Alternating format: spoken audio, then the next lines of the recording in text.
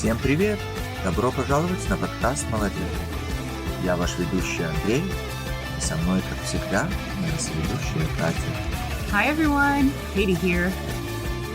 Подкаст «Молодец» — это увлекательная программа учения английского языка и одновременно дает шанс узнать больше об американской культуре.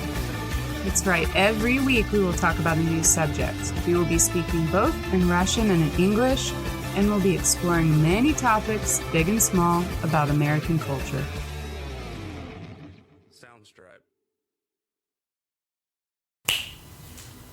Привет, Катя. Как у тебя сегодня дела? I'm great. Thank you so much for asking. I'm excited to get started. Ну, прекрасно. Приступим. What are we talking about today? Сегодня мы говорим о средних днях типичных американцев. Hey, that's just like me. Yes, Катя, that includes you. Да, тебя тоже включают. Слушатели, если вы читаете текст на сайте «Молодец», то вы читаете о персонажах нескольких средних американцев, живущих в Портленде. Сельская Америка состоит примерно из 97% площади суши, и около 18% всего населения проживает в сельских районах. В английском языке слово «сельский» означает rural. Correct. The word is rural. It's kind of a funny word to pronounce. Rural. Повседневная жизнь американцев, которые живут в очень сельской местности и могут жить в домиках, по-английски это называется cabin, или трейлерах, по-английски называется trailer, на сельскохозяйственных угодьях может сильно различаться в зависимости от рода занятий человека, образ жизни и доступные ресурсы. That's right. And I'm from North Carolina, and I spent every summer on my grandparents' farm in the cabin my grandfather built. He used the trees from his land to make the cabin. And many people I knew lived in small trailers on large pieces of land. Life moved slower when I lived in North Carolina compared to living in Los Angeles now. If you check out our social media, you'll see some videos of me on the farm. Верно, Катя. Некоторые общие элементы сельской жизни включают более тесную связь с природой, более медленный темп жизни и более сильнее чувство общественности. Люди, которые обычно им часто приходится на себя и своих соседей полагаться, допустим, за едой, водой или медицинское обслуживание, им иногда приходится очень далеко, большие расстояния, чтобы получить доступ к услугам разным, допустим, магазины или больницы, школы. Ну, что касается участия общества, сельские районы часто имеют очень сильные социальные сети и в значительной степени полагаются на добровольство людей, которые там живут. Right. It's really common for Americans to volunteer time to their community. I began volunteering when I was in high school, and I'm still volunteering 20 years later. People usually volunteer in an area that interests them or they feel a personal connection to. Да, американцы добровольно проводят время разными способами. В зависимости от интересов, навыков, свободного времени. Некоторые, допустим, это включает общественные работы, сбор средств, помощь при стихийных бедствиях, здравоохранение, социальные услуги, охрана окружающей среды, там, мусор подбирать и так далее. Это много. One area of volunteer work that is unique to America, and especially rural areas, is volunteer fire departments. The United States has a volunteer fire department system because many rural communities lack the resources to pay for a professional fire department. Instead, volunteers from the community are trained to respond to fires and other emergencies. Что? Ты говоришь, что в США существуют системы добровольных пожарных частей, потому что многим районам, допустим, не хватает денег и ресурсов, и они сами на себя берут реагировать на пожары и другие чрезвычайные ситуации? Yeah, overall, the daily life of Americans living in very rural areas can be challenging but rewarding. They often have a strong connection to their community and rely on each other for support and resources. The volunteer fire department is a crucial aspect of rural life, providing essential emergency services and fostering a sense of community involvement and responsibility. Понятно. Поэтому добровольная пожарная служба является важным аспектом сельской жизни, конечно. Они себе представляют основные службы помощи, чувство участия в ответственности в обществе. Это очень интересно. Но как устроен распорядок для пожарного добровольца, допустим?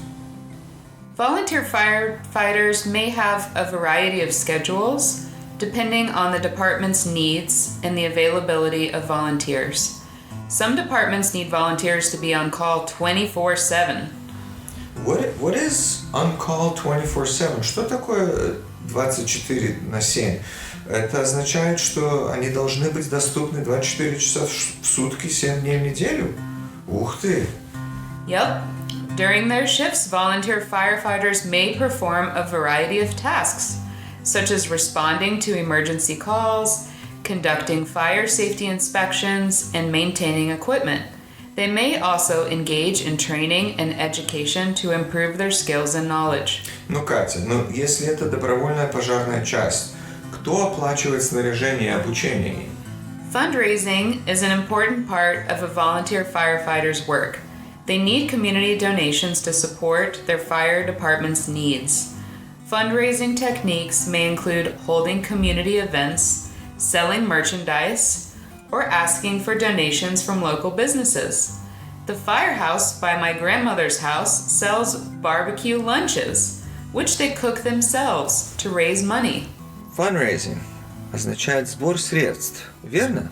И ты говоришь, что они продают шашлык, допустим, или барбекю, как ты назвала, ради сбора средств, да?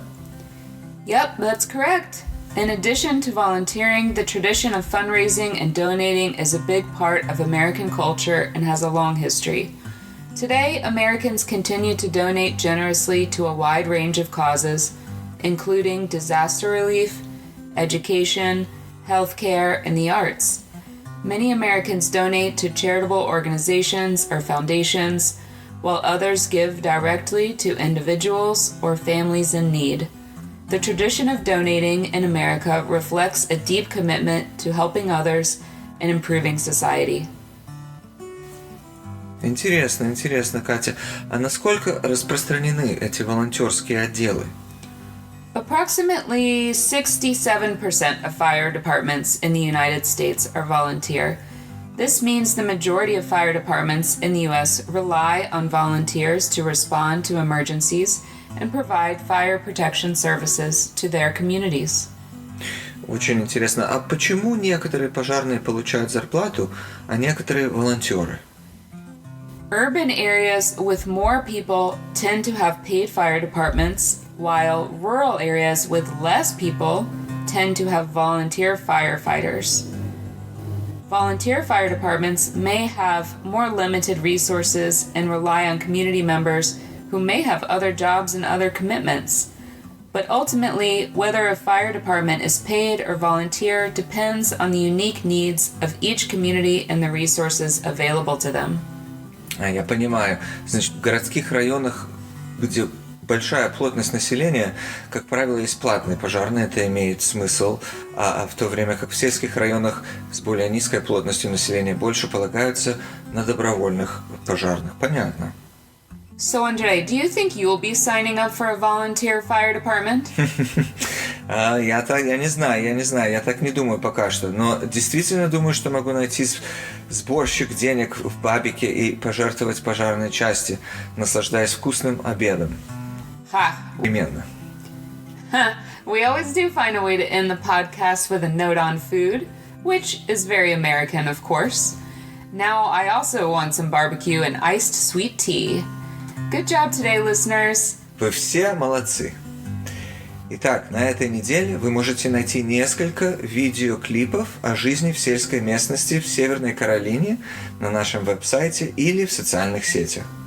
Если вы хотите прочитать остальную часть истории, конечно, надеемся, что это да, зайдите на сайт www.molodets.com, где вы найдете полную историю и практические упражнения, а также дополнительную грамматику, словарный запас и видео.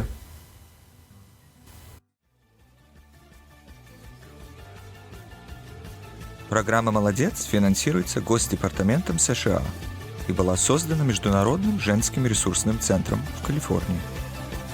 По-английски The International Women's Resource Center. Узнайте больше об организации на их веб-сайте. И, как всегда, до следующей встречи, друзья!